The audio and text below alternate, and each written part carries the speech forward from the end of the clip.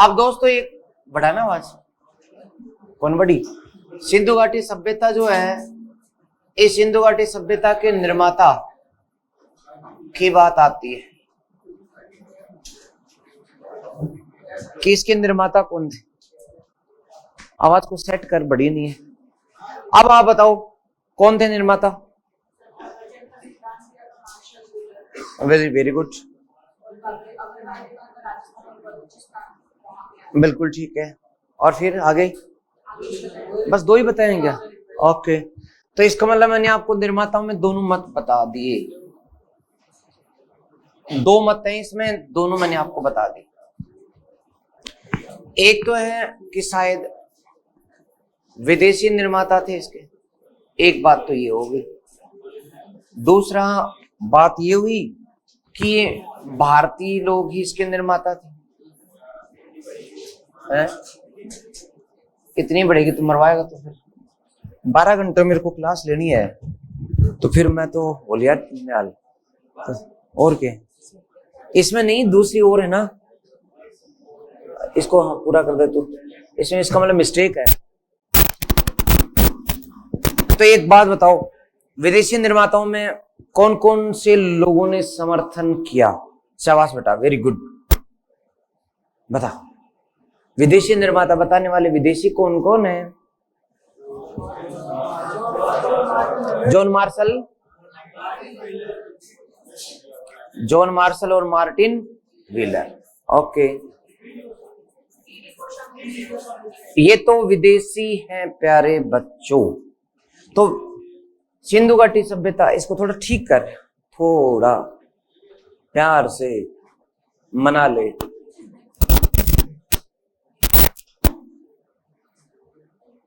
गुस्से में लग रही है आवाज। अब ठीक है, अब छोड़ दे, अब कर लो मैंने। तो देखो जी, सिंधु घाटी सभ्यता के लोग विदेशी थे। विदेशी मत देने वाले दो विदेशी कौन कौन हैं? जॉन मार्शल और, लेकिन भारतीयों को ही विदेशी बताने वाले एक भारतीय डीडी दुर्गादास कोसाम्बी, डीडी कोसाम्बी। ये भारतीय होते भी भारतीयों को विदेशी बताता है। क्यों? क्योंकि इनके जो पिता थे वो भले ही भारतीय थे, लेकिन माँ जो थी ना इनकी, वो विदेशी थी। जैसे तो राहुल गांधी की कंडीशन जो है, इसलिए इनके दिमाग में कहीं ना कहीं विदेशी भाव थे।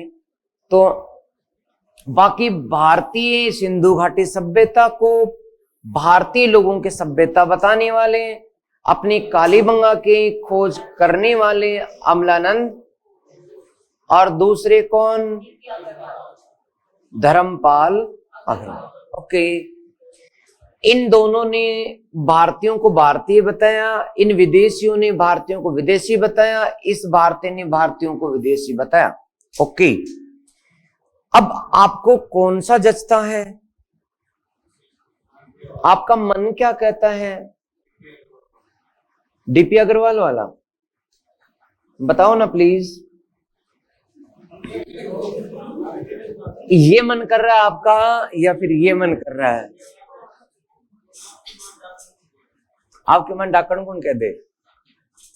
ए मैं अर्थ कठिन निकलू ढक्कन आलो। तो दोस्तों, आपका मन क्या कर रहा है कि सिंधु घाटी सभ्यता के लोग, मैडम जी बताओ ना, पिलर के पीछे छिपे बैठे हो, बताओ आपका मन क्या कर रहा है? ये लोग सही हैं या फिर वो लोग सही हैं? आपको पीछे पीछे वाली को पूछ रहा हूं जी, आप आगे देख रही हैं? हाँ, नहीं पीछे वाले मैडम जी, आपका मन क्या कह रहा है कि ये सही है या वो सही है, या थोड़े थोड़े दोनों ही सही है?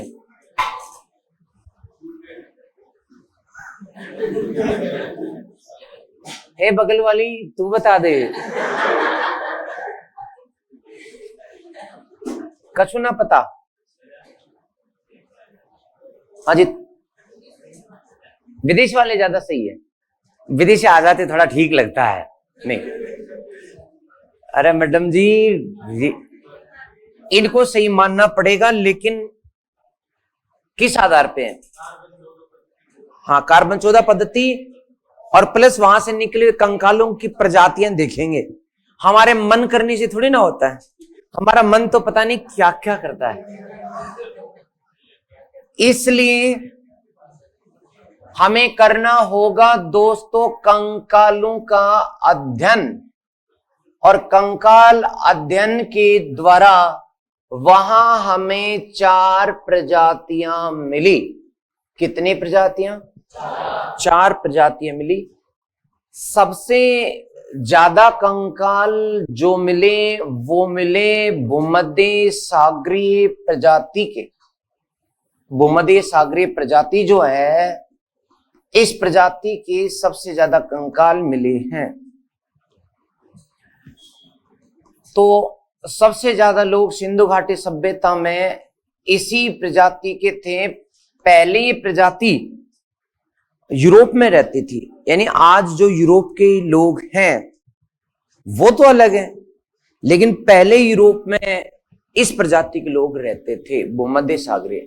इनकी क्या क्या विशेषता है कि ये मझोले कद के, सांवले रंग के जो है ये लोग होते हैं, जिनका सिर जो है वो होता है भारी। और ये भारत में इनकी अब दक्षिण भारत में ही इनके साक्ष्य मिलते हैं, दक्षिण भारत में। यानी हम जिनको साउथ इंडियंस कहते हैं, काले काले थोड़े नहीं, मतलब एकदम काले नहीं, अफ्रीकन की तरह सांवले सांवले, बिल्कुल सांवले सांवले लोग। मझोला कद यानी ठीक ठाक ही कद होता है, सांवला रंग होता है, सिर इनका भारी होता है। साउथ मूवीज में आप देखोगे तो लगभग लगभग ऐसे लोग आपको ज्यादा मिलेंगे। ओके जी, ओके। सेकंड नंबर पर है दोस्तों आधे ऑस्ट्रोलॉइड। तो वहां आधे ऑस्ट्रोलॉइड प्रजाति के लोग भी मिले हैं। इनकी संख्या इनसे कम, बाकी से ज्यादा है, बाकी सबसे ज्यादा है लेकिन इनसे कम है। यानी वहां लगभग 50% से ऊपर तो ये अकेले यही मिल गए भूमध्य सागरीय, जो आज तमिलनाडु में भारी संख्या में रहते हैं, जिनको हम लोग द्रविड़ कहते हैं। यहां पर मैं ये भी बताऊंगा कि आर.डी. बनर्जी ने इस कारण, किस कारण दोस्तों, ये ज्यादा होने के कारण, इस सिंधु घाटी सभ्यता, सिंधु घाटी सभ्यता के निर्माता द्रविड़ों को बताया, द्रविड़ों को बताया। और ये काफी कुछ ठीक बात है दोस्तों, ये सही है। इतिहास पढ़ोगे तो मैं आपको धीरे धीरे ये बात समझा दूंगा कि कभी द्रविड़ लोग उत्तर भारत में रहते थे और बाद में वो धीरे धीरे नीचे दक्षिण भारत में सरकते चले गए। श्रीलंका में भी द्रविड़ लोग रहते हैं। ये द्रविड़ संस्कृति के कभी नेता हुआ करते थे रावण, और आर्य संस्कृति के नेता थे राम। और इनके बीच का संग्राम, ये वास्तव में 2 सभ्यताओं के बीच का संग्राम है, जिसमें आर्यों की जीत और द्रविड़ों की हार होती है। और इसमें रावण भले ही श्रीलंका के राजा के रूप में दिखाया गया है, लेकिन उसका जो राज्य है वो मध्य प्रदेश के साथ सटा हुआ था। राम जब वनवास में जाते हैं तब उसको मध्य प्रदेश के अंदर ही जो वो कौन कौन से थे वो जगह, कौन कौन से वनों में गए थे, वो कुटिकाएं बनाई थी, मुझे याद नहीं है। चित्रकूट, हाँ, वो कहाँ है चित्रकूट बता? अयोध्या में है बावड़े, अयोध्या में तो जन्म हुए हो।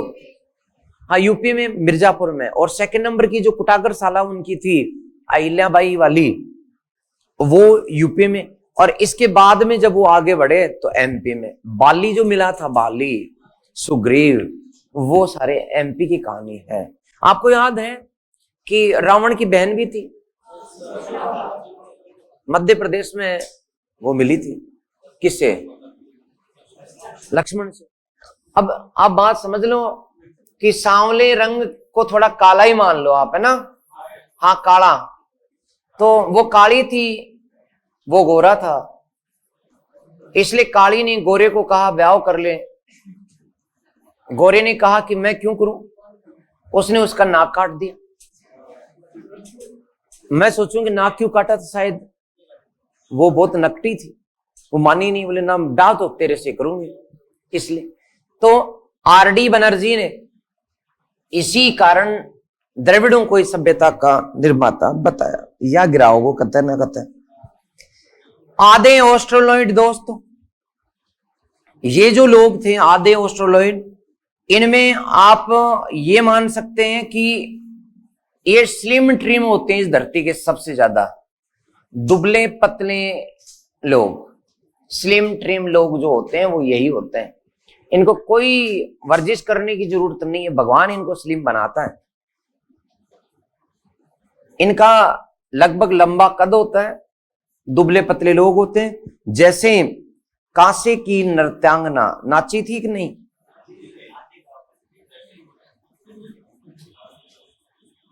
रंग इनका काला ही होता है, काला रंग और मोटे होठ इनकी विशेषता होती है। आजकल ये लोग ऑस्ट्रेलिया के ऐसे जंगलों में मिलते हैं जहां अभी तक कोई भी मानव का प्रवेश नहीं हुआ, वहां नेचुरल रूप में विदाउट सभ्यता के, बिना कपड़ों के ये लोग अभी भी जीवन यापन करते हैं। और कंगारू इनके जैसे कुत्ते घूमते हैं गलियों में, वैसे इनके आसपास इनके जो कुटियाएं होती हैं वहां कंगारू घूमते रहते हैं। ओके, आधे ऑस्ट्रेलॉइड जैसे कांसे की नृत्यांगना। तीसरे नंबर पर दोस्तों, तीसरे नंबर पर जो लोग मिले हैं वो मिले हैं मंगोलॉइड। मंगोलॉइड मंगोलॉइड मंगोलॉइड बोले तो आजकल के चीनी लोगों को देख लो, चाइनीज को, अर्थात पीला रंग होता है इनका, पीला रंग, छोटा कद, मोटा सिर और चेहरा है, और आंखें जो होती हैं वो दरार वाली होती हैं, जैसे मोहनजोदड़ो का पुजारी। अब आप मोहनजोदड़ो के पुजारी को देख लो और अपने शी जिनपिंग को देख लो, एक जैसे चेहरे नजर आएंगे चाइनीज लोगों को। ये मंगोलॉइड प्रजाति है। इनकी विशेषता ये होती है दोस्तों कि इनके रोम नहीं होते, जैसे हमारी सभ्यता में रोम होते हैं, हमारे शरीर पर भी रोम होते हैं, पैरों पे हाथों पे रोम होते हैं। ये विशेषता है काकेशसी प्रजाति की, आर्यन प्रजाति की। मंगोलॉइड्स के रोम नहीं होते। स्त्री पुरुष में ज्यादा दाढ़ी मूंछ का फर्क भी नहीं होता, क्योंकि आप शी जिनपिंग को जब देख लोगे ना, तो कभी उसको हराना हो चाइनीज लोगों को तो आप उनको एक ही बात कहो कि आप दाढ़ी रख के दिखाओ, देखे वो रख नहीं सकते, क्योंकि दो बाल इधर आते हैं, दो इधर और दो इधर, 6 उखाड़ दो, दो दो और दो, फिर स्त्री पुरुष का कुछ भी पता नहीं लगता, same to same, copy to copy. और चौथे नंबर पर दोस्तों प्रजाति मिली है अल्पाइन। याद रखो, अल्पाइन प्रजाति के लोग ये छोटे कद, गोरा रंग और मोटा शरीर, अर्थात ज्यादातर जो बीपी एंड डायबिटीज के जो मोटे और झटोले लोग होते हैं वो ये होते हैं। अल्पाइन बोले तो अल्प मात्रा में, यानी सबसे कम यही लोग मिले, अल्प मात्रा में कंकाल प्राप्त होते हैं। तो सबसे कम कौन से मिले, सबसे ज्यादा कौन से मिले, भूमध्य सागरी। ओके, भूमध्य सागरी लोगों की संख्या सबसे ज्यादा होने के कारण आरडी बनर्जी ने इस सभ्यता को क्या बताया, ओके। आधे ऑस्ट्रेलॉइड सेकंड नंबर पर जैसे तो कांसे की, ओके। फिर क्या मंगोलॉइड मिले हैं? जैसे तो पुजारी का सबसे कम कौन से मिले? अब ये बताओ, तो अब किसको मानोगे? मैंने अब देखो मैडम पीछे वाली बताओ ना प्लीज। अब मैंने आपको ये भी समझा दिया, अब आपको मैंने ये भी बता दिया। मत कौन से हैं देखो ना प्लीज। दो मत हैं, एक भारतीय मत और एक विदेशी मत। इनमें कंकालों को मैंने अध्ययन करके भी बता दिया कि 4 तरह के कंकाल है। अब आपका मन क्या कह रहा है वो बताओ। विदेशी बताने का मन कर रहा है तो बता दो, कोई दिक्कत नहीं है। या भारतीय बताने का मन कर रहा है तो भी बता दो, या कुछ तीसरा मन कर रहा है तो वो भी बता दो। बताओ, तीसरा मन नहीं कर रहा आपका कि मिश्रित प्रजाति के थे? मिश्रित, ना विदेशी ना भारतीय, बल्कि मिश्रित प्रजाति के लोग थे। ओके दोस्तों, तो लेकिन आज हम जो लोग हैं, उत्तर भारत के जो लोग जो उत्तर भारत में रहते हैं, वो काकेशसी प्रजाति के लोग हैं जिनके शरीर पर रोम होते हैं। तो यहां काकेशसी प्रजाति का एक भी कंकाल प्राप्त नहीं हुआ, नहीं हुआ है।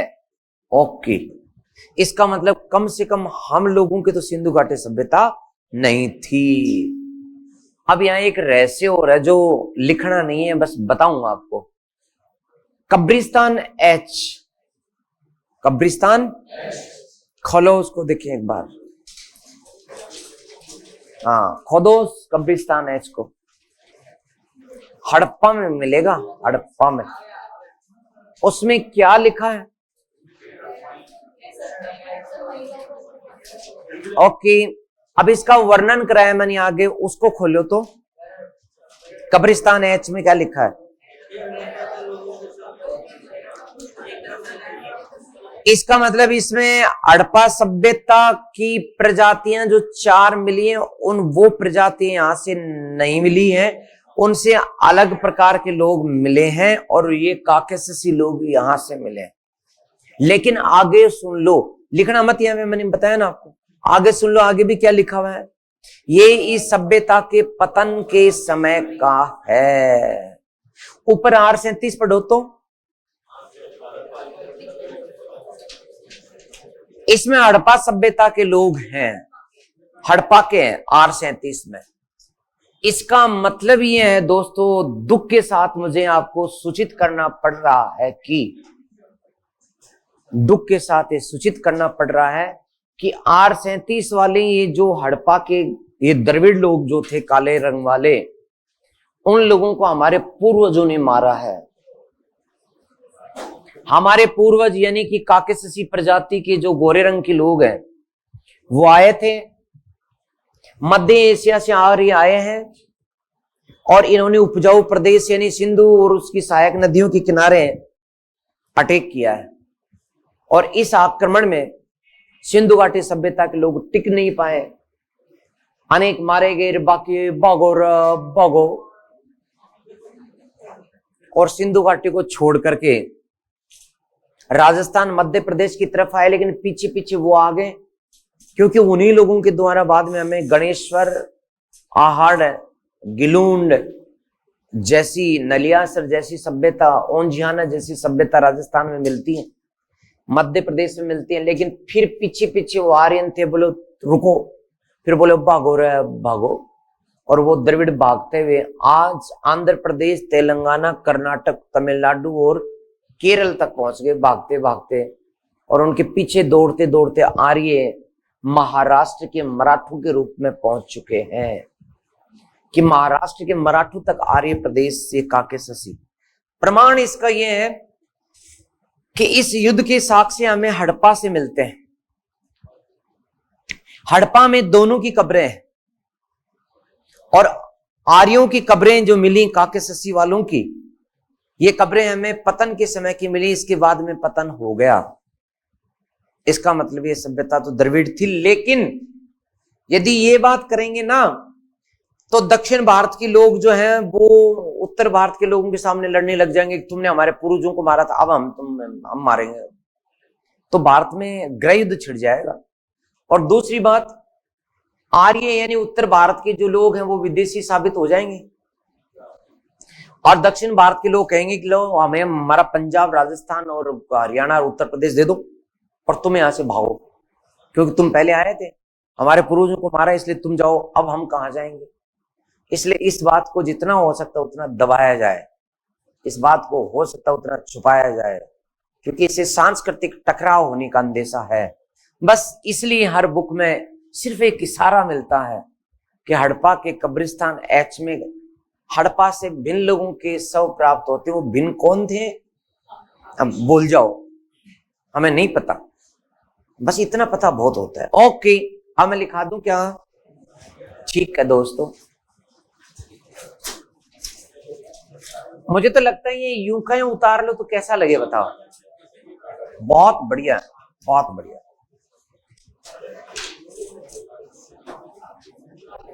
अब कुछ समझ में आया? मिश्रित सभ्यता के लोग हैं, काले वाले, ये जो आप जैसे गोरे लोग बैठे ना, आक्रांता है, आक्रमणकारी है। हाँ मैडम, वो ठीक लगेगा थोड़ा थोड़ा, नहीं चलो उतारो।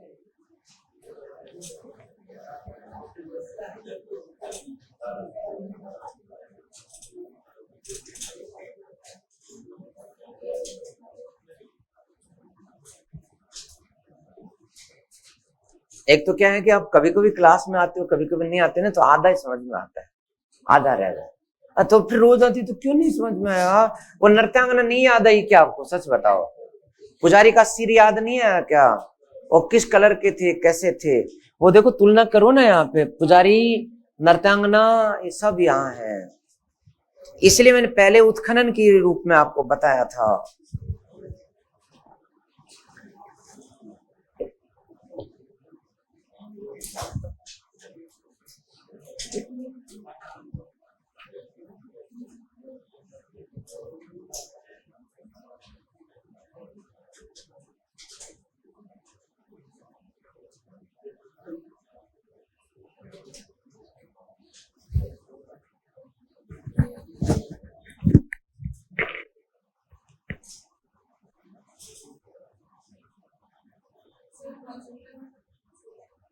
बीच का वीडियो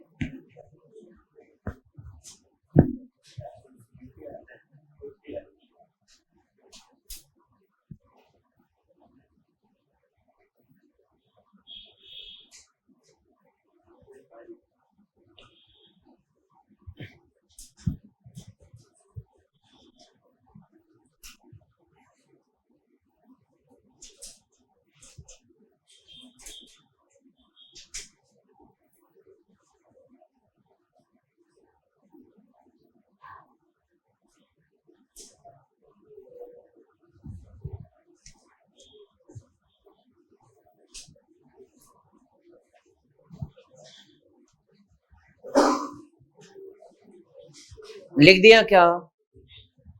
चेंज कर दूं? अच्छा, तो अभी पीछे है।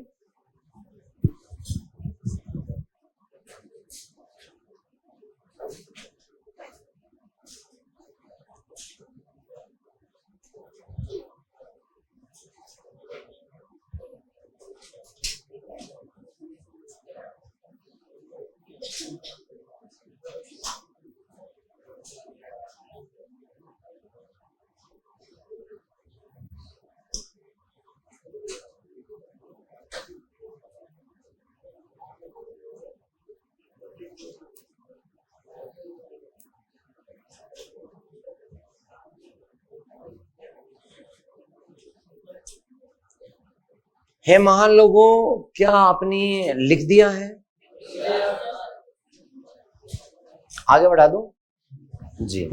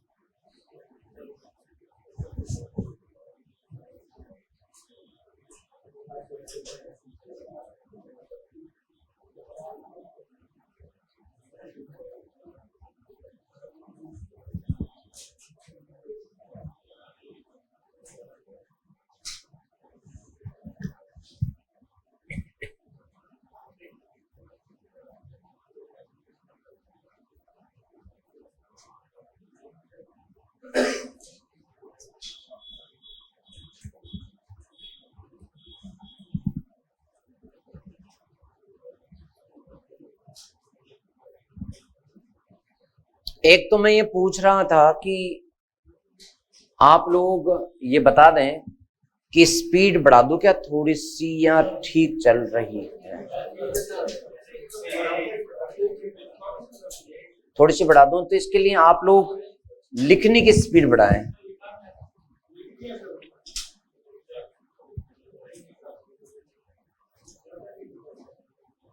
हालांकि ये बात तय है कि इस गति से पढ़ाया हुआ मैटर आपको याद पूरा हो रहा है, समझ में आ रहा है। बढ़ती स्पीड के साथ थोड़ा सा फर्क ही पड़ेगा कि मैटर तो खूब कलेक्ट होगा, ज्ञान बटोर तो खूब लोगे, लेकिन ज्ञान का इम्प्लीमेंटेशन नहीं हो पाएगा।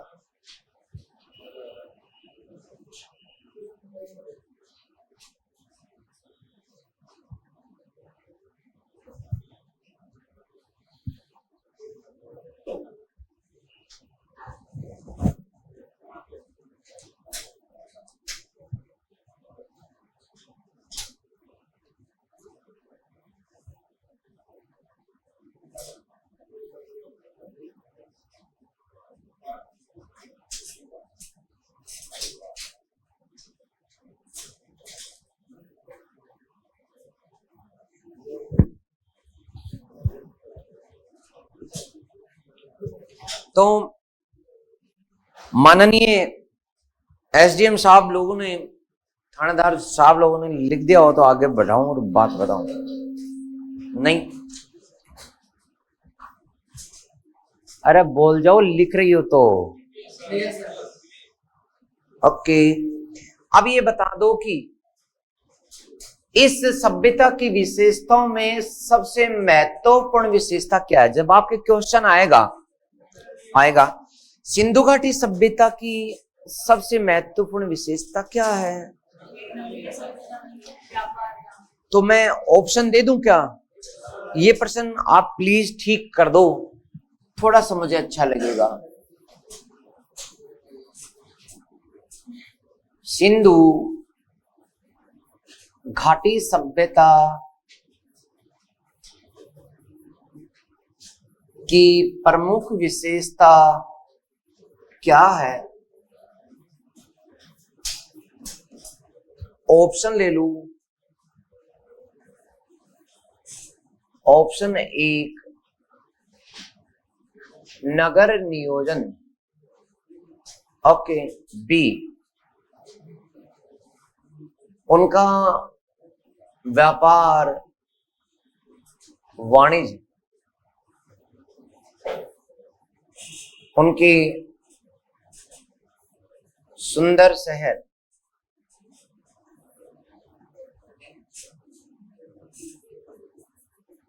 ताम्र एवं कांसी की मुहूर्त। बताओ ये वाले कितने लोग हैं? 2, 2, 4, 5, 6, 7, 8, 9, 10, 11, 12, 13, 14, 15, 16, 17, 18, 19, 20, 21, 22, 23, 24, 25, 26, 27, 28, 28। इसका मतलब सारी क्लास ने लगभग मूड बना लिया है। ओके, व्यापार वाणिज्य किधर है? 2, 3, 4, 4, 5, 6, 7 जने हैं इधर। सुंदर शहर किस किस के बसे? किसी का नहीं। ओके, ताम्र कांसे की मोहरें कोई बताएगा? 2। ओके, 3। ओके, तो कुल मिला के बात ये है ना कि सही उत्तर तो यही है, मैंने गुड पहले ही लगा दिया था। ओके, और ये इसलिए है सही क्योंकि मैं ये विशेषता डालते डालते आगे बढ़ गया था, शायद नहीं बढ़ा। चलो ओके, तो सिंधु घाटी सभ्यता की सबसे पहली विशेषता क्या है? यानी टाउन प्लानिंग जो है ना, उनकी सबसे बड़ी विशेषता है। उस जमाने में भी वे लोग सबसे पहले भूमि सिलेक्ट करते थे। वो भूमि कोशिश करते थे कि एक नदी जो है उस नदी से लगभग 2 किलोमीटर दूर हो, 2 से 3 किलोमीटर दूर ये जगह होनी चाहिए, जैसे पानी पीने की समस्या तो आए नहीं और बाढ़ वहां तक कभी पहुंचे नहीं। इसलिए नदी का चयन सबसे पहले जरूरी था। फिर नदी का ऐसा भाग जो ढलान में होता था उसे सिलेक्ट नहीं करते थे। नदी जहां काफी गड्ढे में बहती थी और जमीन नदी की ऊपर थी, नदी के काफी ऊपर होती थी, वही जगह चुनते थे। फिर जगह चुनने के बाद में जेडीए एक्टिव हो जाता था। उस जमाने का जो जेडीए था वो पहले सीधी सड़कें नाप करके सड़कें नापी जाती, उन्हें चिन्हित किया जाता। फिर जिनके खेत आ रहे थे उनके खेतों की अवाप्ति की प्रक्रिया होती। इसके बाद सीधी सड़कें डाली जाती और फिर सड़कें जो है ये भी डाली जाती। ये सीधी भी होती थी, कई कई जगह ये सीधी तो होती थी, कई जगह समानांतर भी होती थी और कई जगह तिरछी भी होती थी। ये सड़कें डालने के बाद में दुकानें काटी जाती। बोले भाई मेन रोड पर दुकानें काट दो, दुकानें काट दो। और फिर इनके पीछे गलियों में मकान प्लॉट काटे जाते और फिर इसके बाद में ये प्रक्रिया पूरी होती और फिर जाकर के फिर ये नाली बनाने का काम शुरू हो जाता। प्लॉट काटने के बाद में सड़क के किनारे किनारे नालियां बनाई जाती थी। तो सड़क के किनारे किनारे ढकी हुई नालियां बनाई जाती, जो प्रत्येक घर का गंदा पानी लेकर के आती थी और ढकी हुई नाली एकदम बढ़िया तरीके से। और फिर ये शहर के बाहर जो ढलान, इधर से ऊंचान होता था, इधर ढलान होता था, तो ये दूर जाता था। आजकल की तरह नहीं कि आगरा का पानी यमुना में, जयपुर का पानी द्रव्यवती में, दिल्ली का गंदा पानी भी पूरा यमुना में, टोंक का पानी बनास में। आजकल हमारे जितने भी गंदे नाले हैं सब नदियों में जाते हैं। भारत की गंदे नालों की तो ये विशेषता है। भारत पाकिस्तान के जितने भी गंदे नाले हैं शहरों के, गांवों के, वो सब नदियों में जाके गिरते हैं। जबकि उनकी योजना इस प्रकार की थी कि नदी की ओर से साफ पानी वो प्राप्त करते थे और दूर पिछली साइड में अपना गंदा पानी निकालते थे। तो ये विशेषता जो इनकी थी ये सबसे खास थी। ये जो नगर नियोजन है, टाउन प्लानिंग है, ये बात इनकी सबसे खास थी दोस्तों। फिर दोस्तों इन्होंने टाउन प्लानिंग करने के लिए क्या क्या किया? पत्रिकी, इतने जोर से बोलता है। ये नदी जो है, नदी की तरफ इन्होंने अपना एक छोटा सा एक और शहर बसाया, छोटा सा शहर का एक भाग, जिसे चबूतरे पर ऊंचा उठाया गया, 4 दीवारी बनाएगी। इसे गढ़ी क्षेत्र कहा गया, मैंने आपको बताया था, गढ़ी क्षेत्र। 4 दीवारी भी है इसके, और इसी में अन्नागार बनाएंगे। मैंने बताया था आपको, मोहनजोदड़ो खोल के देख लो, हड़प्पा खोल के देख लो। अन्नागार, स्नानागार, सार्वजनिक स्नानागार, तो सार्वजनिक भवन जितने भी हैं दोस्तों, ये सारे के सारे यहीं से मिले। इस प्रकार से देखें तो उन्होंने शहर को 2 भागों में बांट रखा था। एक भाग गढ़ी वाला, ये गढ़ी क्षेत्र, और दूसरा भाग दोस्तों ये निचला शहर। तो कितने भागों में बट गया? आप में होशियार कौन कौन है? ये पता आपको खुद को भी नहीं है। तो सामान्य मैं बोल रहा हूं, आप लोग, मैं 3 कथन बोलूंगा, आप उनमें से 4 कथन बोलूंगा मैं, 4, उनमें से एक कथन गलत है, वो जरूर जरूर आप मुझे बताना। मैं 4 कथन बोल रहा हूं। नंबर 1, सिंधु घाटी सभ्यता में मुख्यतः शहर 2 भागों में बटा होता था, इसमें एक क्षेत्र गढ़ी और दूसरे का नाम निचला शहर होता था। ओके। बी, धोलावीरा 2 के स्थान पर 3 भागों में बटा हुआ था, एवं सुरकोटड़ा एवं लोथल 2 भागों में नहीं बटे थे, एक भाग में ही बटे हुए थे। इन्हें सिंधु घाटी सभ्यता के नगर नियोजन में अपवाद कहा जाता है। ओके। तीसरा, गढ़ी क्षेत्र में परकोटा होता था, गढ़ी क्षेत्र में परकोटा होता था, परंतु चहुंदड़ों एवं अलादीनों में परकोटा नहीं होता था। ओके। चौथा, कालीबंगा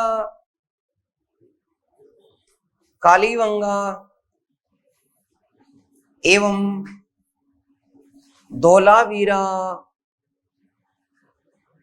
में निचला नगर भी परकोटे से सुरक्षित था।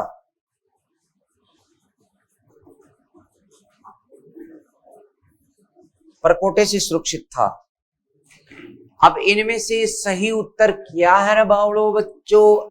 1, ए बी सी डी चारों सही, 2, ए बी सी सही, 3, बी सी और डी सही, और ए बी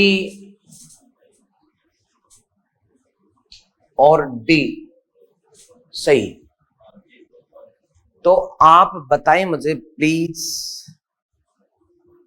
तो क्या मैं अब आपसे उत्तर पूछने की हिमाकत कर सकता हूं? पूछो। जल एक के साथ हाथ खड़ा करें। ए बी सी और डी चारों सही हैं, हाथ खड़ा करें तो प्लीज। अरे वाह, वेरी गुड। 2 लोग हैं जिनमें हौसला है, जिनमें हिम्मत है, जिनमें जुनून और ताकत है।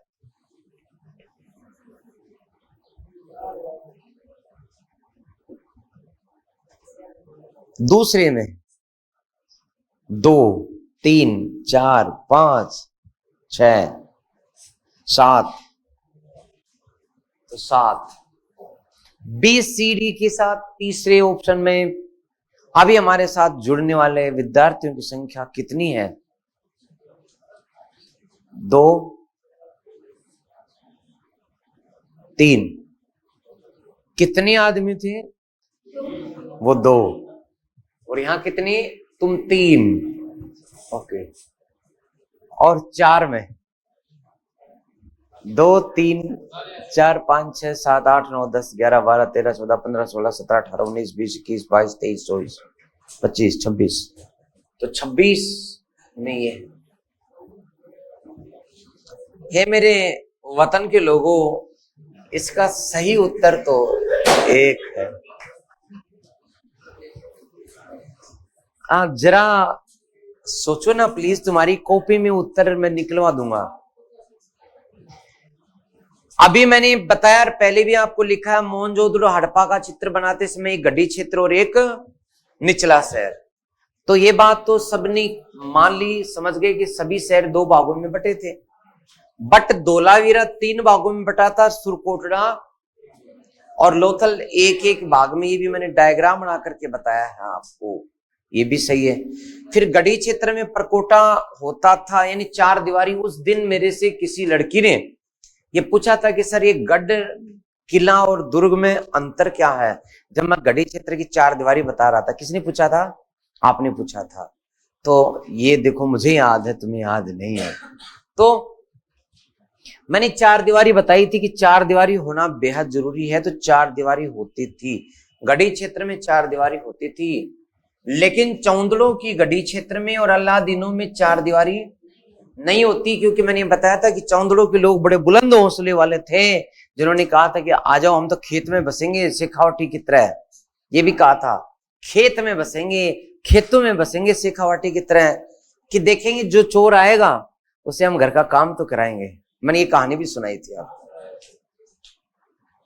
फिर बावड़ो, गलती हुई कैसे रहे आपसे? कालीबंगा और धोलावीरा में निचला दोनों ही शहर दोहरे दुर्गीकरण से सुरक्षित है, एक एक नहीं। मैंने धोलावीरा में दोहरा दुर्गीकरण लिखा है आपको, एक बाहर की दीवार है और एक अंदर की दीवार है। देखो तो धोलावीरा निकालो तो। बावड़ो, आप तो ना डायग्राम बनाते और भूल जाते। एक तो बाहर की दीवार है, एक निचला नगर जो है उसकी खुद की दीवार है। दोहरा दुर्गीकरण। हाँ बताओ, आपके नोट्स में सब कुछ लिखा हुआ है, हैं? क्या हुआ?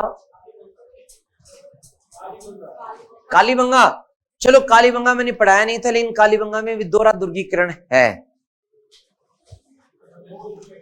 उसमें कालीबंगा में तो दुनिया का सबसे पहला दुर्गीकरण मिलता है कच्ची ईंटों से भी। वहां तो एक खेत है जुता हुआ, उसके चारों ओर भी दुर्गीकरण कर दिया। अपने हनुमानगढ़ियों को तो दीवार बनाने का कोई विशेष ही शौक था। तो कोई बात नहीं, गलती यहां हो गई, अच्छा है, गलती वहां नहीं होनी चाहिए, ये कोई निराशा की बात नहीं। अब दोस्तों, आप जो है नगर नियोजन की हेडिंग डाल दो। डाल दी क्या? लिख दिया क्या? हेडिंग डालो, नगर नियोजन। नगर नियोजन,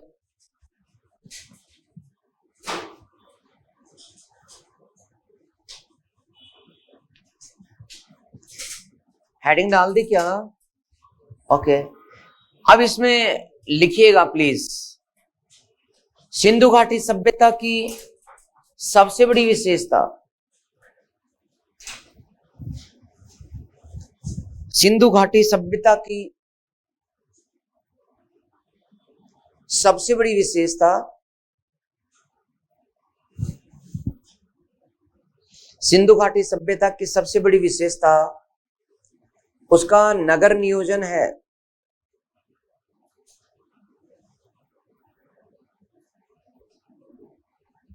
नगर नियोजन है।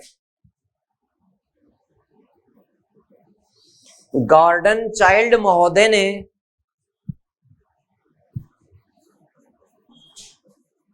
गॉर्डन चाइल्ड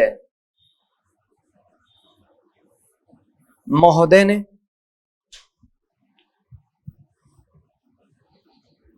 गार्डन चाइल्ड महोदय ने इसे भारत का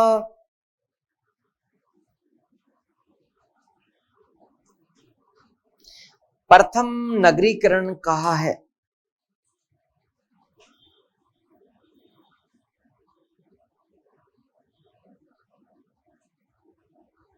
कहा है। एक बार मुझे याद है, मेरे एक दोस्त हैं सुमेर जी सैनी, मेरे से अच्छी तैयारी थी उनकी,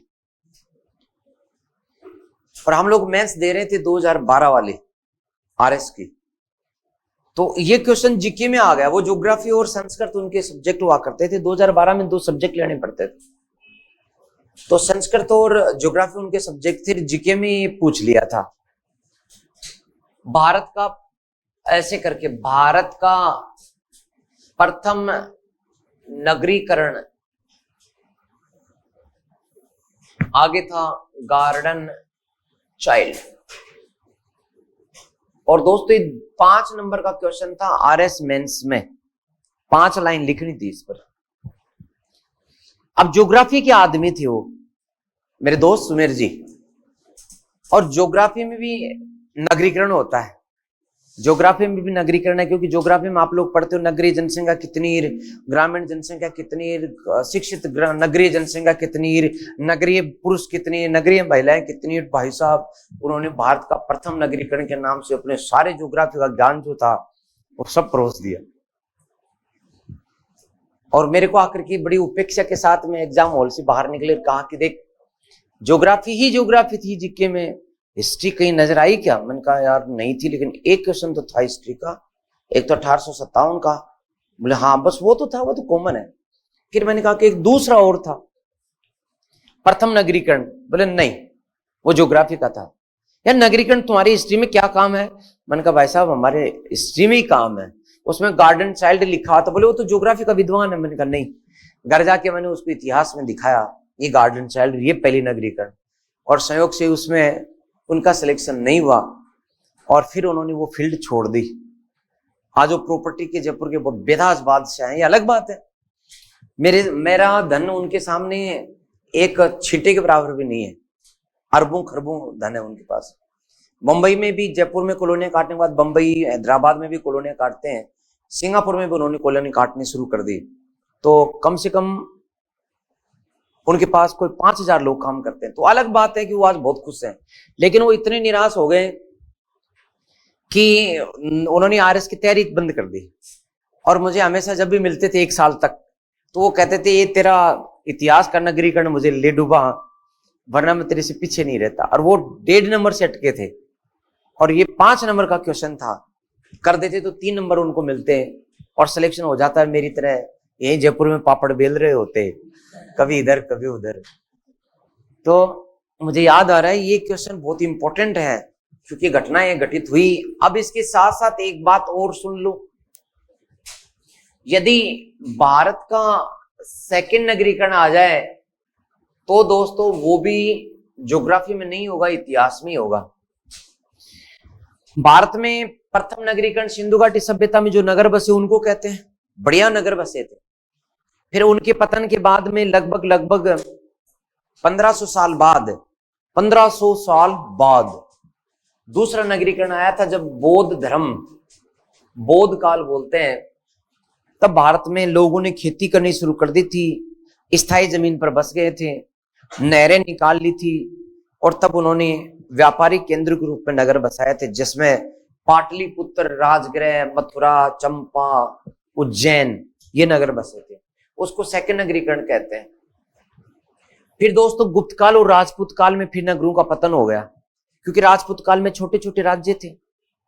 चौहान राज्य प्रत्यार पर अटैक करता था, और वो जो है, और दूसरे राज्यों पर, जैसे मान लो कि मेवाड़ वाला राज्य, तो उन पे अटैक वो करते थे, तो नगरों को लूटते थे लोग। इसलिए नगरों में जनता नहीं रहती थी। और राजपूत काल में वस्तु विनिमय प्रणाली लागू हो गई थी। राजपूत काल के अंदर पैसे नहीं चलते थे, वस्तु विनिमय लागू हो गया था। जैसे किसान है ना, किसान, उसके पास अनाज होता था, किसान नाई के साथ कांटेक्ट कर लेता कि मैं 50 किलो अनाज जो है 12 महीने का दूंगा, तू हमारे परिवार के बाल काट देना। बोले ठीक है। कुम्हार के साथ भी कांटेक्ट हो गया, तो हमें 12 महीने के मटके देना, मैं तुझे अनाज दूंगा। इसी तरह से दोस्तों जो खाती है उसके साथ भी कांटेक्ट हो गया, तो हमारे घर की चारपाई किवाड़ वगैरह बनाना 12 महीने के, हम तुझे इतना अनाज दे देंगे। इनका आपस में भी हो गया। नाई ने कहा कि मैं तेरे परिवार का बाल काटूंगा, तुम्हारी चारपाई बना देना है। ये सब में कांटेक्ट, चाहे जुलाहा हो, चाहे तेली हो, चाहे जो है बनिया हो, चाहे वो सुनार हो, कोई भी। सब में किसान का अनाज इंपॉर्टेंट है, बाकी सब में आपस में कॉन्टेक्ट है, वस्तु विनिमय सिस्टम। बड़ी बात नहीं है, आप अपने दादाजी से पूछोगे तो ये बता देंगे हाँ ऐसा होता था, हाँ, और अभी भी होता है कहीं कहीं, तो बिल्कुल ठीक है। तो ये राजपूत काल की विशेषता, इसलिए नगरों का पतन होगा, ऐसी स्थिति में गांव में आना पड़ेगा, गांव का विकास होगा, इसलिए राजपूत काल में नगरों का विकास हुआ। फिर भारत पर मोहम्मद गोरी का फिर आक्रमण हुआ, तुर्क आए, मुगल आए, तो सल्तनत काल में फिर से जो नगरीकरण हुआ, दिल्ली बसी, आगरा बसा, तो आज जितने भी बड़े बड़े शहर हैं भारत के, उसको तीसरा नगरीकरण कहा जाता है। फिर मुगलों के पतन के बाद मराठों ने फिर लूटना शुरू कर दिया, तो फिर नगरों का पतन हुआ। फिर अंग्रेजों ने आने के बाद में मुंबई, कलकत्ता, मद्रास, हैदराबाद और इसी प्रकार के चंडीगढ़, जयपुर, इस प्रकार के नगर जो बसे वो अंग्रेजों के आगमन के समय के बसे हुए हैं। तो ये जो इसको कहा जाता है चौथा नगरीकरण। इस प्रकार से भारत में अब तक कितने नगरीकरण आ चुके हैं, और अभी भारत में चौथा नगरीकरण चल रहा है। अभी भी लोग गांवों से शहरों की ओर आ रहे हैं, गांवों की जनसंख्या घट रही है और नगरों की जनसंख्या बढ़ रही है। तो ये सीक्वेंस है दोस्तों, प्रथम नगरीकरण, दूसरा, तीसरा और चौथा। ये आरएस में खूब सारे क्वेश्चंस आते हैं, हालांकि मैं सारा पढ़ाऊंगा आपको सिस्टम से, बट अभी तो आपने क्या लिखा, कुछ लिखा क्या गार्डन चाइल्ड वाला? कुछ नहीं लिखा, नहीं, गार्डन चाइल्ड ने इसको भारत का प्रथम नगरीकरण कहा, लिख दिया क्या? ओके ओके, चलो आगे लिखेंगे, आगे लिखेंगे। प्रत्येक नगर की योजना, प्रत्येक नगर की योजना पहले बनाई जाती थी,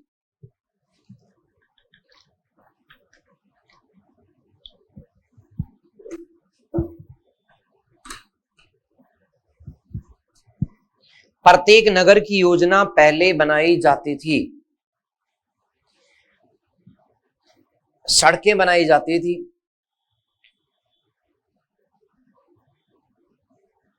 नालियां बनाई जाती थी,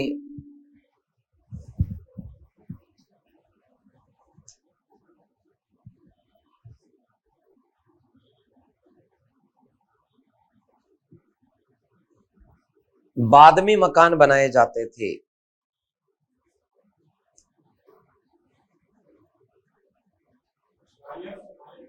नालियां बनाई जाती थी, सड़कें बनाई जाती, नालियां बनाई जाती, बाद में मकान बनाए जाते थे।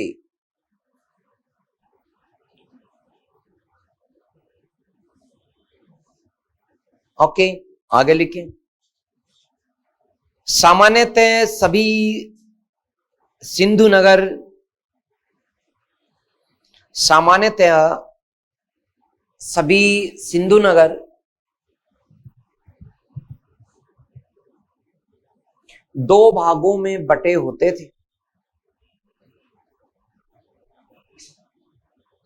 सामान्यतः सभी सिंधु नगर दो भागों में बटे होते थे,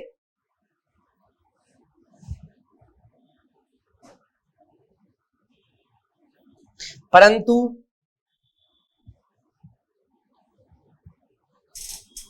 धोलावीरा तीन भागों में, परंतु धोलावीरा तीन भागों में, कोमा, लोथल और सुरकोटड़ा, लोथल और सुरकोटड़ा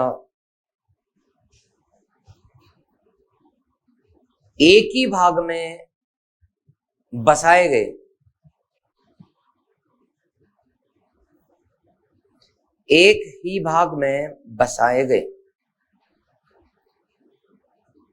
ओके, अब यहां दोस्तों ये जो सामान्य मैंने लिखा है, सामान्यतः सभी नगर दो भागों में बटे होते थे, तो ऐसे बना दो और इधर तो लिख दो गढ़ी क्षेत्र और दूसरी ओर लिख दो निचला नगर, निचला नगर।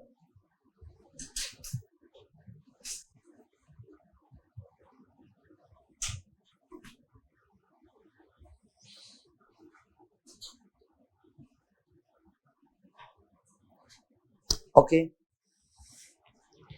अब गढ़ी क्षेत्र की खास बात क्या है दोस्तों, आप बताओ ना प्लीज, मैंने इतना समझाया आपको।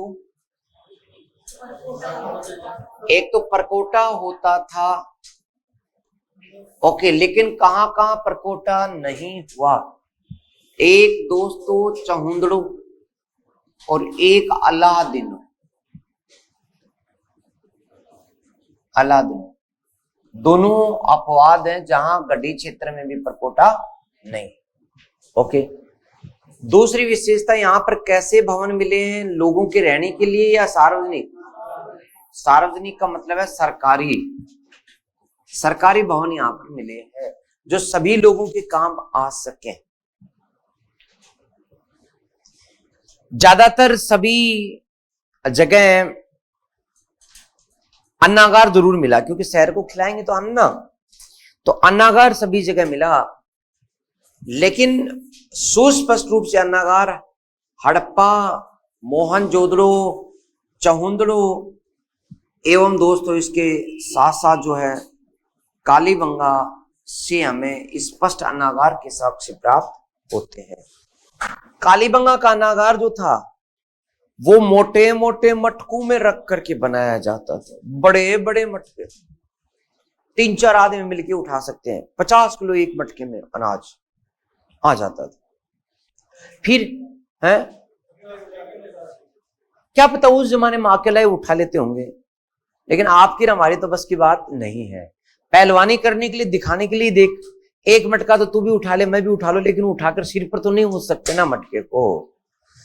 तो मटके पर मटका, 50 किलो पर 50 किलो पर 50 किलो पर 50 किलो पर 50 किलो, इस तरह से रखते थे वो। कहां के लोग? कालीबंगा के लोग। ओके, ये बातें आपको मुझे लिखानी है, गढ़ी क्षेत्र साइड में लिखो, और निचले नगर वाली साइड जो ज्यादा जगह है ना वो छोड़ दो, थोड़ी जगह में ये लिख दो, उसमें 7 लाइन आनी है, इसमें 3 लाइन आनी है, ठीक है? ओके, मैं लिखा दूं? लिखो तो दोस्तों, गढ़ी क्षेत्र में लिखेंगे यह नदी के समीप, यह नदी के समीप, नदी के समीप स्थित होता था।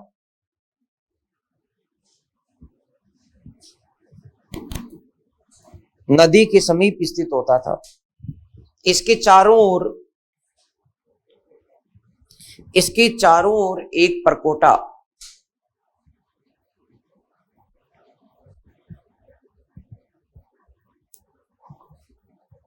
इसके चारों ओर एक परकोटा बनाया गया था, बनाया जाता था, ऐसे लिख दो, बनाया जाता था। परंतु चहुंदड़ो और अलादीनों में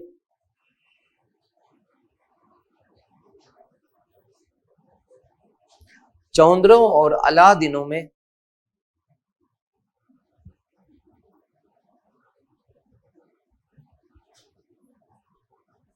कोई परकोटा प्राप्त नहीं हुआ।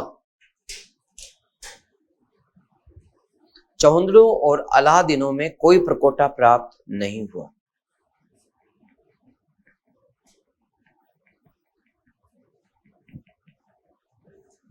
लिख दिया? ओके, आगे लिखेंगे। गढ़ी क्षेत्र में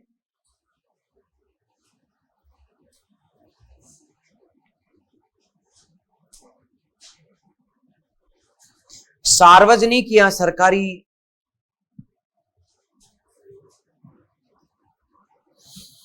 गढ़ी क्षेत्र में सार्वजनिक या सरकारी इमारतें या मकान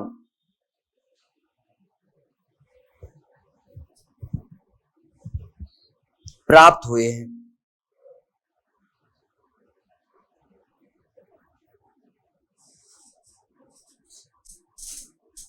ओके, आगे लिख दें।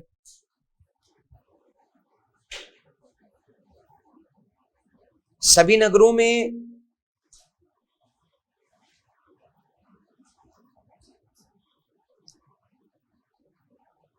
गढ़ी क्षेत्र में अन्नागार होता था। सभी नगरों में, गढ़ी क्षेत्र में अन्नागार होता था, परंतु अन्नागार के स्पष्ट साक्ष्य,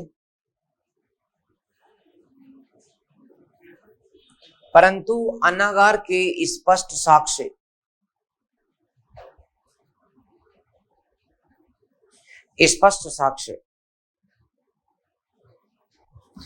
हड़प्पा, मोहनजोदड़ो,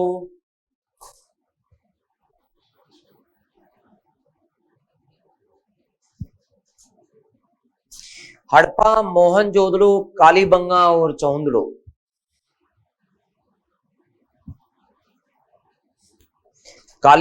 चौंदड़ो से प्राप्त होते हैं।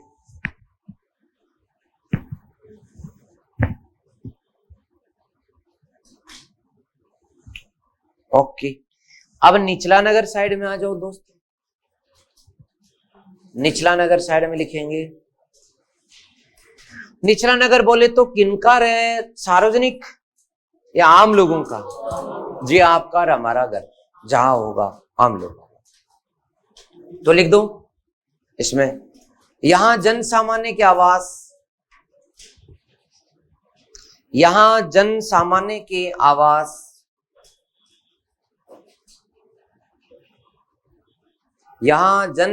के आवास एवं बाजार होते थे। जन सामान्य के आवास एवं बाजार होते थे।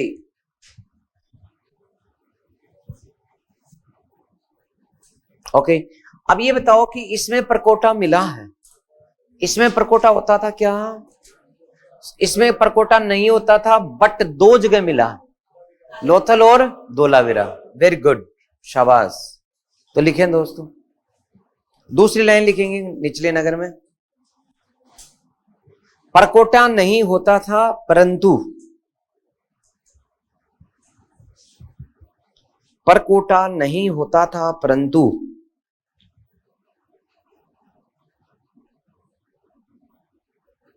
धोलावीरा एवं कालीबंगा में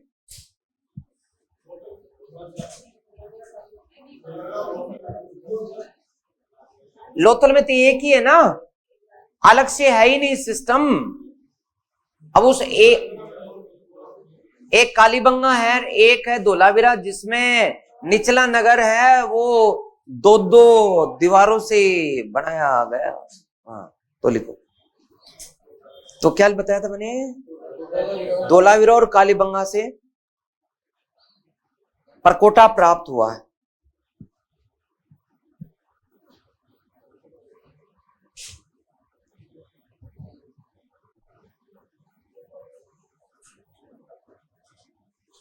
एक गांव में पुराने मकान देखे हैं क्या आपने? चौक योजना और तिरछा दरवाजा, आप समझ जाओगे। तिरछा दरवाजा और घर का जो मुख्य द्वार है ना, मुख्य द्वार वो गली में खुलता था, गली में। बट लोथल जो है वहां घर का मेन गेट बड़ी सड़क पर खोलते थे, मुख्य सड़क पर। अर्थात आदत खराब थी, किनकी? लोथल के लोगों। चौक योजना बोले तो देखो रहे, ये घर है, आपने प्लॉट लिया लंबा चौड़ा 1000 वर्ग गज का, फिर उसमें एक कमरा ये बना दिया, बढ़िया एकदम बढ़िया कमरा, फिर एक कमरा आपने ये बना दिया और एक कमरा जो है ये बना दिया बहुत बड़ा, फिर एक कमरा आपने या फिर एक कोई बाथरूम वगैरह इधर बना दी, ये यहां आपने रसोई बना दी है और ये गेट बना दिया, यहां एक दूसरा कोई टॉयलेट वगैरह बना दिया। बहुत है ना? ओके, यहां घर का गेट निकाला, क्या पूरा घर बनाया ना? तो यहां दोस्तों देखो, हाँ ये यहां गेट है और इस प्रकार से ये जो है ना बिंदी बिंदी में गेट, समझ जाना। और ये चौक है। इन घर के बीच में चौक होता था, सारे कमरों के दरवाजे किसमें खुलते थे? चौक में। हाँ, चौक। अरे पुराने घर, इसका मतलब देखे नहीं तुमने एक एक कमरे वाली कोठड़ी में जीवन बिताया है? नहीं, पुराने चौक की बात करो ना, पुराने घरों में देखा होगा सारे कमरों के दरवाजे किसमें खुलते थे? चौक। और जब संयुक्त परिवार होते थे तब चौक में बैठ करके बात करते थे। कोई प्रोग्राम होता था तो लड़की का ब्याह चौक में बैठ के कर लेते थे। इतना बड़ा होता था, फेरे लगाने के लिए टेंट लग जाता था चौक में, तो इतना बड़ा होता था। हाँ, और ये जो बाहर निकलने का दरवाजा जो होता था, ये यहां से यूं आओ, फिर यहां से यूं आओ, फिर बाहर जाओ, ये गली है गली। तो तिरछे दरवाजे, यानी कि एंट्री करने के लिए यूं जाओ, फिर यूं जाकर के यूं, अर्थात घर में क्या दंगल मच रहा है पड़ोसी ताक झांक के देखे तो दिखाई नहीं दे। तो पहले तिरछे दरवाजे होते थे और चौक योजना पर आधारित मकान होते थे, और मुख्य द्वार जो खुलते थे, ये मेन गेट सभी में गली में खुलता था, लेकिन लोकथल वालों की आदत खराब थी। वो मेन रोड पर अपना घर का मेन गेट खोलते थे और सारा का सारा पानी सड़क पर जाने दो, और घर को अपना ऊंचा बना लो, और सामने वाला जो उसका घर नीचा है तो अपना घर का गंदा पानी उसकी तरफ जाने दो। तो आनंद लेते थे कौन? लोथल वाले। ये अलग बात है। तो ये मकानों की तरीका। मकान किससे बनते थी? पक्की ईंटों से। और इन ईंटों का अनुपात क्या होता था? आजकल की तरह 4:2:1, अर्थात जो ईंट की चौड़ाई है वो 2 इंच, या लंबाई जो है वो 4 इंच, और जो ईंट की ऊंचाई है, ऊंचाई, ये ऊंचाई जो है ये होती थी 1। तो 1 इंच ऊंची, 2 इंच चौड़ी और 4 इंच लंबी, ये होती थी ईंट। तो ये ईंट का आकार है दोस्तों, ठीक है। अब लिखा दूं, लिखो लिखो। हाँ जी,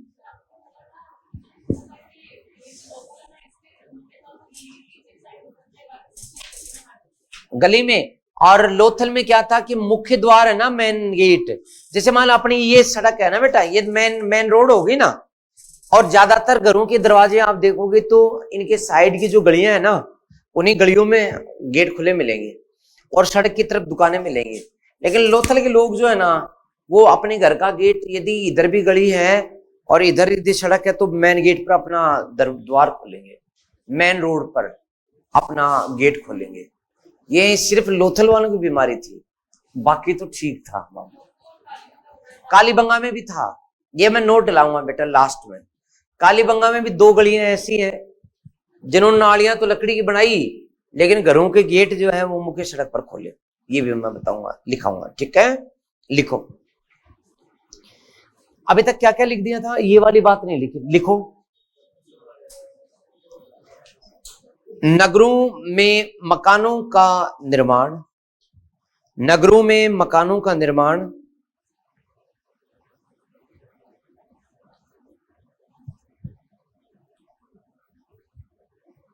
नगरों में मकानों का निर्माण पक्की ईंटों से किया जाता था। पक्की ईंटें याद रखना, पक्की ईंट जानता है ना? Very good. अच्छा, कच्ची ईंटें किस किस ने देखी है? वाह, क्या बात है, क्या बात है, ठीक है। कच्ची ईंट मतलब जो आग में पकाने से पहले, वो कच्ची ईंट कहलाती है। ओके, तो पक्की ईंटों से किया जाता था, जिनका अनुपात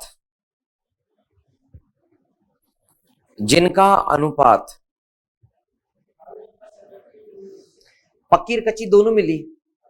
हाँ, बताऊंगा मैं अभी अपवाद में सारा। हाँ, तो क्या लिखा आपने? जिनका अनुपात 4:2:1 होता था। 4:2:1 अनुपात होता था। ओके, आगे लिखिए। सभी मकान,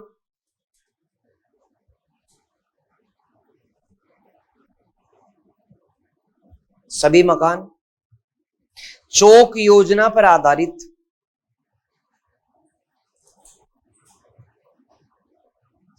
तिरछा दरवाजा,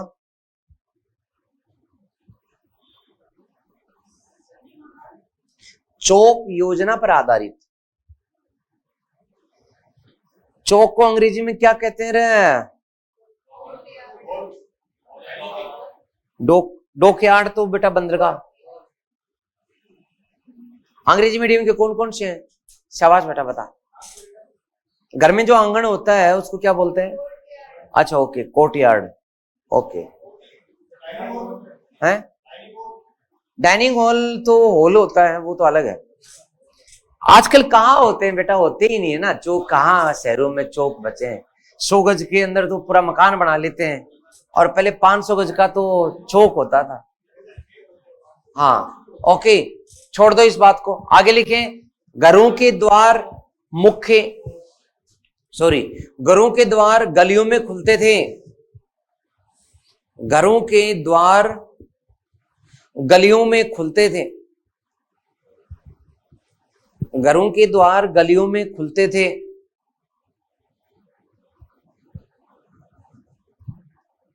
परंतु लोथल एवं कालीबंगा में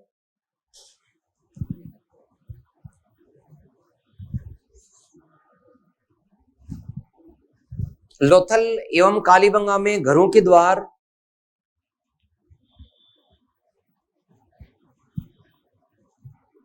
मुख्य सड़क पर खुलते थे।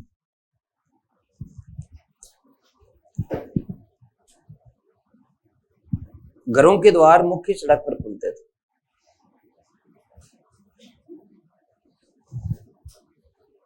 ओके, अब यहां पे एक नोट भी डालो कि कालीबंगा में कच्ची ईंटों का, कालीबंगा में कच्ची ईंटों का भी प्रयोग किया गया।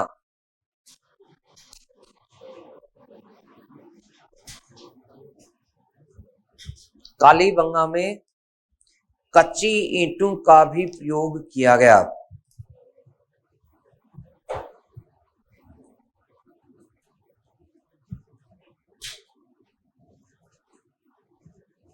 कालीबंगा में कच्ची ईंटों का भी प्रयोग किया गया।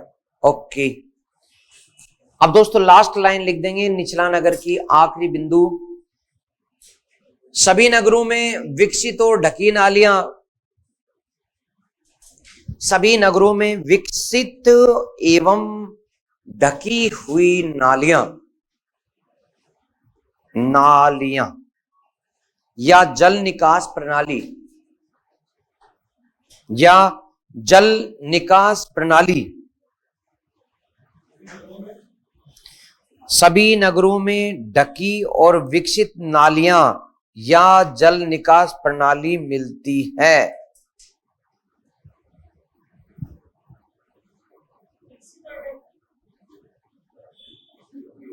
ढकी हुई नालियां एवं विकसित एवं ढकी हुई नालियां प्राप्त होती है, या जल निकास प्रणाली। अब दोस्तों आप होशियार हो तो ये बता दो कि नालियों में पानी जो था वो पीने वाला आता था या फिर गंदा पानी जाता था? हाँ, गंदा पानी जाता था। निकास का मतलब जाओ, तो निकास प्रणाली। ये क्या हो रहा है? मेरा निकास ऐसे कैसे होगा? अबे हमारे निकास को हम वापस सीधा कर लेते हैं। किधर है?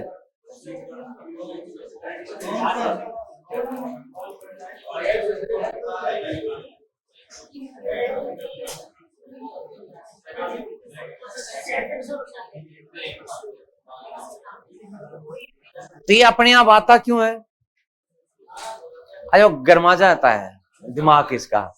हाँ ठीक है, ओके। अच्छा, तो तू दूर क्यों बैठा है?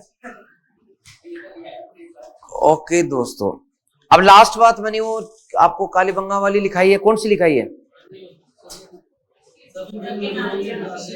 हाँ, विकसित नालियां होती थी। ओके, लिखा दिया। और ये बता दिया कि ये सभी समकालीन सभ्यताओं में सर्वश्रेष्ठ। लिखो लास्ट।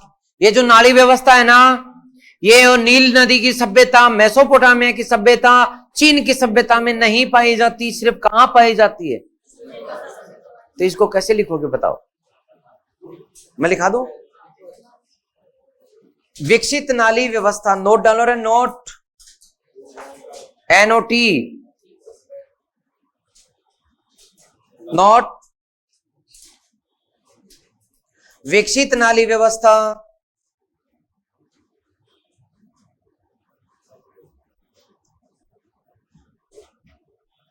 समकालीन सभ्यताओं में सिर्फ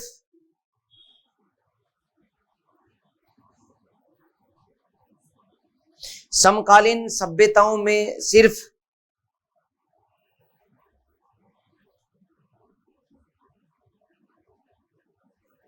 सिंधु घाटी सभ्यता में पाई जाती है।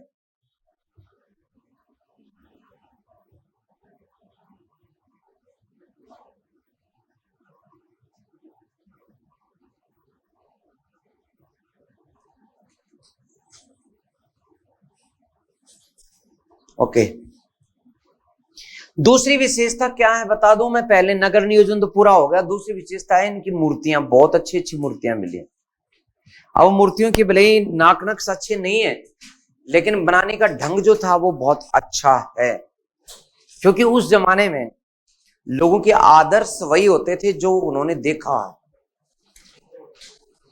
उस जमाने में सबसे, यदि मान लो कि मिस इंडिया का यदि कोई खिताब जीतना होता तो वही मोटे होठों वाली लड़की तो आनी थी ना, प्लीज।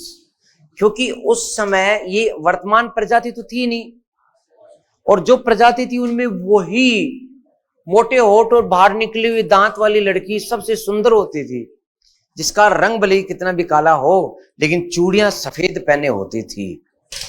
ये फैशन था, ये डिजाइन था।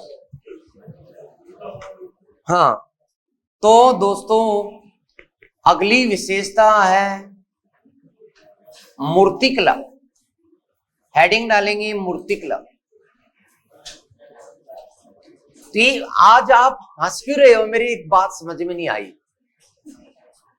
इतने, और कुछ एक बच्चे ही ज्यादा हंस रहे हैं। तो मूर्तिकला में दोस्तों दुनिया में भारत उन्नत मूर्तिकला का सिरमौर रहा है और आज भी है। भारतीय कलाकार ऐसी ऐसी मूर्तियां बना देते हैं कि जो मुंह बोलती हैं, बोल नहीं सकती, लेकिन ऐसा लगता है उनको देखकर अभी बोल पड़ेगी ये मूर्ति। इस प्रकार का एकदम जीवंत मूर्तिकला, भारतीय कलाकारों की विशेषता। ये कहां से आई? ये कहां से आई?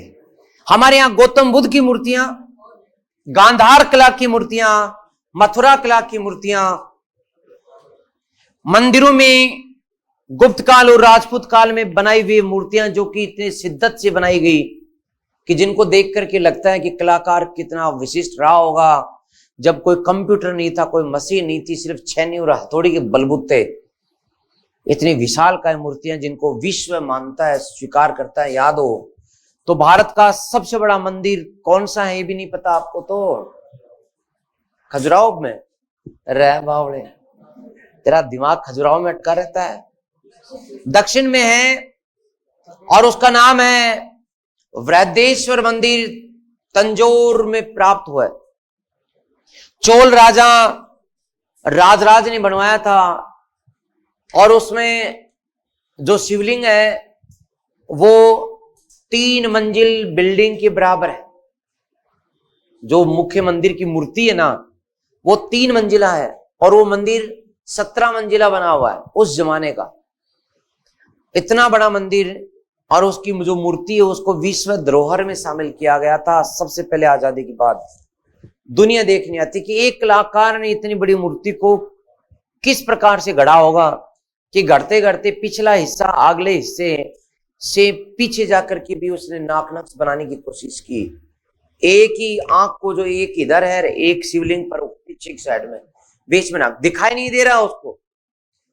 एक बार में एक ही साइड दिखेगी, लेकिन फिर भी उसने इस प्रकार का जो शिवलिंग है दोस्तों, उस पर उसने चेहरा बनाया है शंकर भगवान की, तो एक साइड नहीं, एक आंख उस साइड, बीच में नाक, इस प्रकार से उसने बनाया। एक साथ दोनों आंखें दिखाई नहीं देती, लेकिन फिर भी एकदम सिद्ध में एकदम एक्यूरेट, बहुत बढ़िया तरीके से। तो ये बात है। तो आज एक बात आती है कि भारतीय मूर्तिकला जो दुनिया में प्रसिद्ध है, उसका आधार कहां से प्राप्त होता है। इसका मतलब भारत के लोग शुरू से सिंधु घाटी सभ्यता से अच्छी मूर्तियां बनाना जानते थे, फिर वो भूले नहीं कभी भी। ऐसी जानदार मूर्तियां बनाते थे, ऐसी शानदार मूर्तियां बनाते थे कि जिनमें जान नहीं होती थी, बाकी मूर्तियों में कोई कमी होती नहीं थी। तो ये मूर्ति कला को हम 3 भागों में बांट सकते हैं दोस्तों। पत्थर की मूर्तियां, कांसे मूर्तियां, कांसे की मूर्तियों में कुछ भी याद आया क्या? ओके।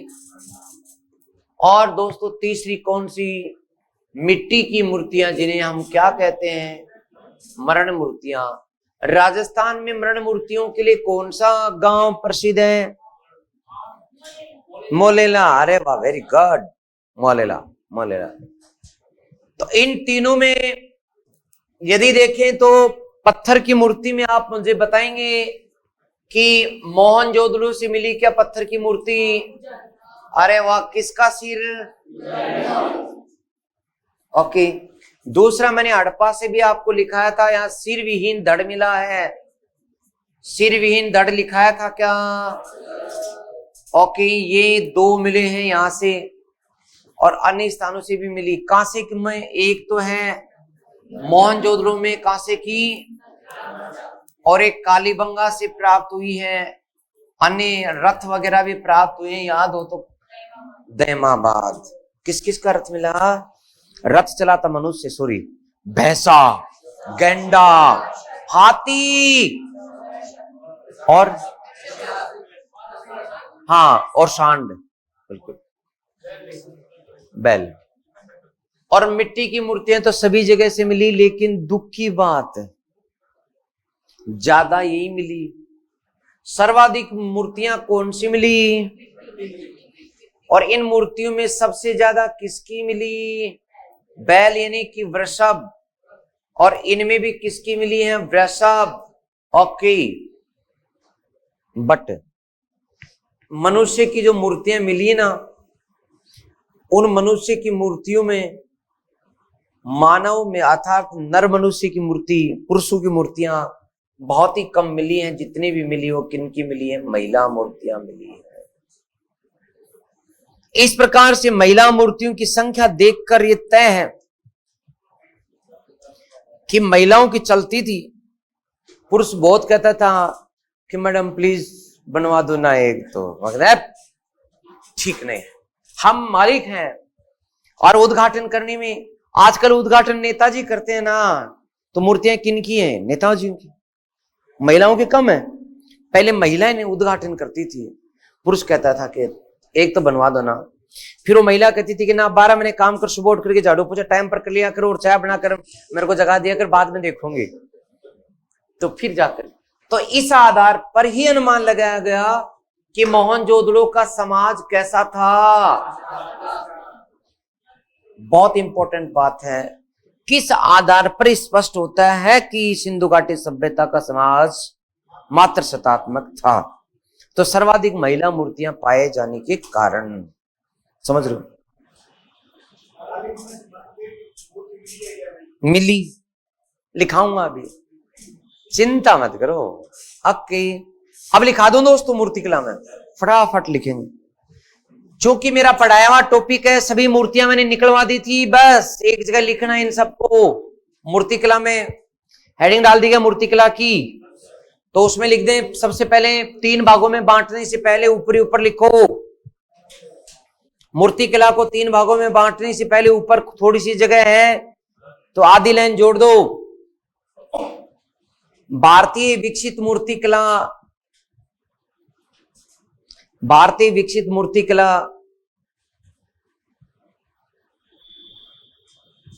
भारतीय विकसित मूर्तिकला सिंधु घाटी सभ्यता से प्राप्त होती है। भारतीय विकसित मूर्तिकला सिंधु घाटी सभ्यता से प्राप्त होती है।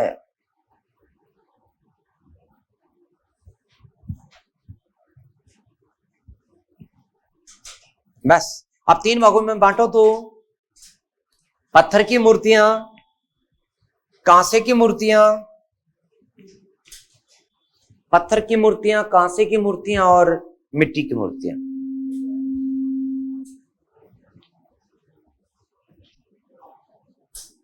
यार 1 घंटा और होता तो आज ही इस टॉपिक को पूरा कर लेते, लेकिन नहीं है अपने पास, तो कोई बात ना, फिर करांगा और फिर कद करांगा अगला सोमवार में। नहीं थारी छुट्टी को नहीं, हमारी छुट्टी है, हम घूमने जाएंगे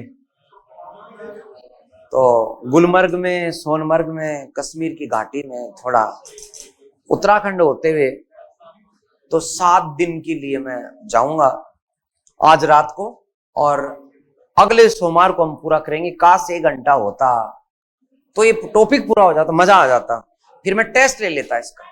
हाँ टेस्ट हो गया ना, हो गया तो फिर ठीक है। हाँ मैडम जी कहीं बात करो, या मैं लिखवा रहा हूं अभी, लिखो। मोहनजोदड़ो, पत्थर की मूर्तियों में लिखेंगे मोहनजोदड़ो से प्राप्त पुजारी का सिर। पत्थर की मूर्तियों में नंबर 1 मोहनजोदड़ो से प्राप्त पुजारी का सिर। नंबर 2 मोहनजोदड़ो से प्राप्त पुजारी का सिर। नंबर 2 हड़प्पा से प्राप्त सिर विहीन, हड़प्पा से प्राप्त सिर विहीन 2 मूर्तियां। हड़प्पा से प्राप्त सिर विहीन 2 मूर्तियां। और तीसरे नंबर पे लिखें हड़प्पा से प्राप्त, तीसरे नंबर पे लिखेंगे हड़प्पा से प्राप्त, हड़प्पा से प्राप्त नाचते हुए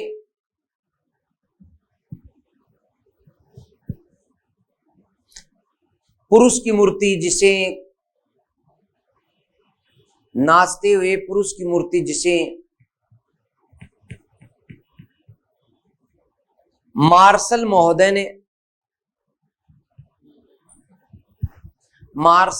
ने नटराज कहा है।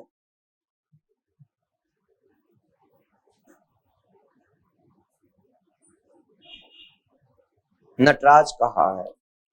ओके, ये हो गई अपनी पूरी पत्थर की मूर्तियां। अब कांसे की मूर्तियों में भी लिख दो। मोहनजोदड़ो की नृत्यांगना, मोहनजोदड़ो की नृत्यांगना,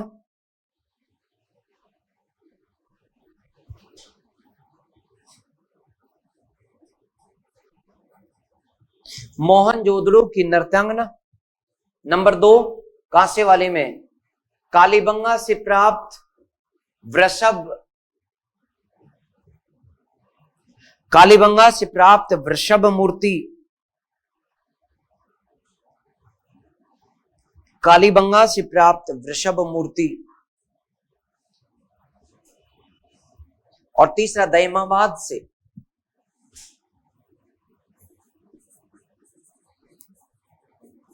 दयमाबाद से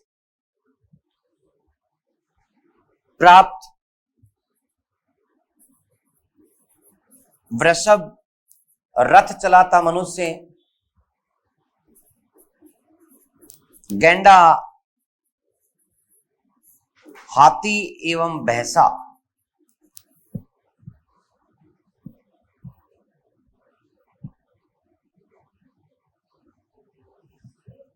दयमाबाद से प्राप्त वृषभ रथ चलाता मनुष्य, गैंडा, हाथी एवं भैंसा। ओके, अब आ जाइए मरण मूर्तियों में, मिट्टी की मूर्तियों, मिट्टी की मूर्तियों में आ जाओ। आ गए क्या? तो लिखो सबसे ज्यादा मूर्तियां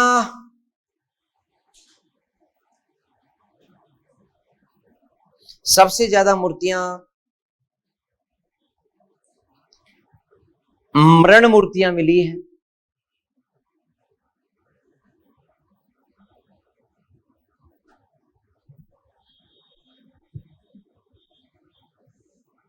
इनमें से सर्वाधिक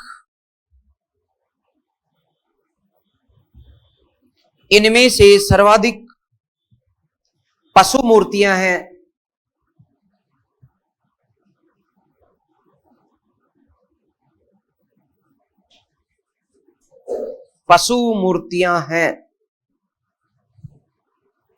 पशुओं में सर्वाधिक वृषभ मूर्तियां हैं।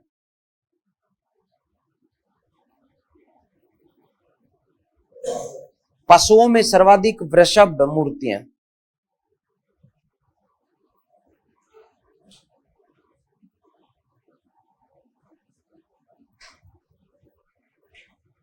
ओके, अब दोस्तों अगला इसी में लिखोगे, पुरुषों से अधिक महिला मूर्तियां प्राप्त हुई।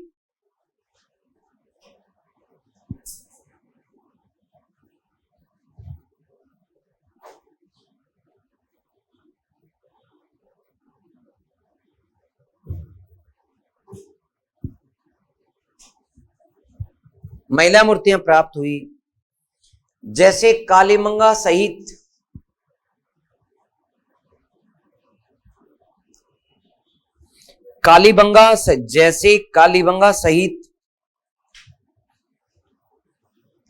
अधिकांश शहरों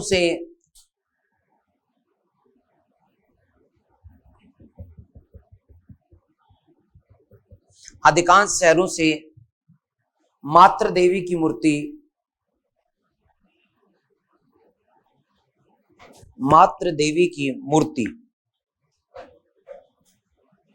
प्राप्त हुई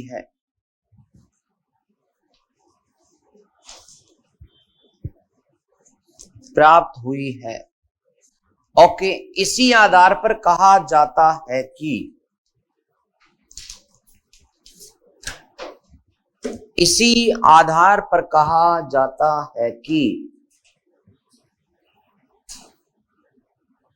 सिंधु घाटी सभ्यता मातृसत्तात्मक थी।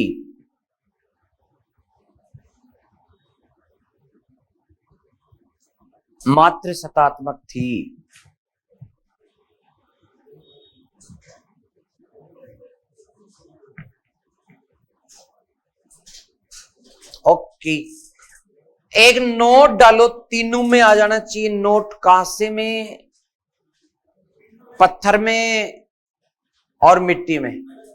नहीं, एक ही नोट तीनों के नीचे। गाय एवं ऊंट की कोई भी मूर्ति प्राप्त नहीं हुई। गाय और ऊंट, पॉइंट ये जो है तीनों के नीचे, जैसे तीनों के नीचे भाई, जैसे गाय की ना तो ये मूर्ति, ना ये मूर्ति, ना वो मूर्ति, ऊंट की ना ये, ना वो, ना ये। तो गाय और ऊंट की कोई मूर्ति प्राप्त नहीं हुई है। ओके, आज मैंने काफी टफ पोर्शन था, उसको हंसा करके मजाक में पढ़ाने की कोशिश की, जिससे कि आपको बोझ ना लगे। ये काफी टफ वाला टॉपिक था, लेकिन चूंकि मैंने पहले समझा दिया था हर जगह की हर कंडीशन, तो आपकी विशेषताएं समझ में आ गई हैं। अब पतन की बात करेंगे, एक तो व्यापार की और सिंधु घाटी सभ्यता के पतन की। तो ये घंटा 2 घंटा और लगेंगे और मैं करा दूंगा इसको। हाँ बताओ, हैं? नहीं, इसमें युद्ध करते नहीं थे, यही तो बात है, शांति प्रिय लोग थे। हाँ, युद्ध मत करवाना इनसे। नहीं, सिंधु घाटी सभ्यता की विशेषता शांति प्रिय लोग। मैं पढ़ाऊंगा आपको पतन में, इसलिए हार गए क्योंकि जब युद्ध करने वाले लोग आए थे टिक नहीं पाए। इनके यहाँ धनुष नहीं मिला, बाण नहीं मिला, तलवार नहीं मिली, इन्होंने नहीं बनाया क्योंकि इनको जरूरत थी कि प्यार से रहेंगे, इनको नहीं पता था लड़ना पड़ेगा। इसलिए प्यार से रहने वालों के लिए भी जरूरी है कि वो हथियार बना के तैयार रखें। ओके, नमस्कार।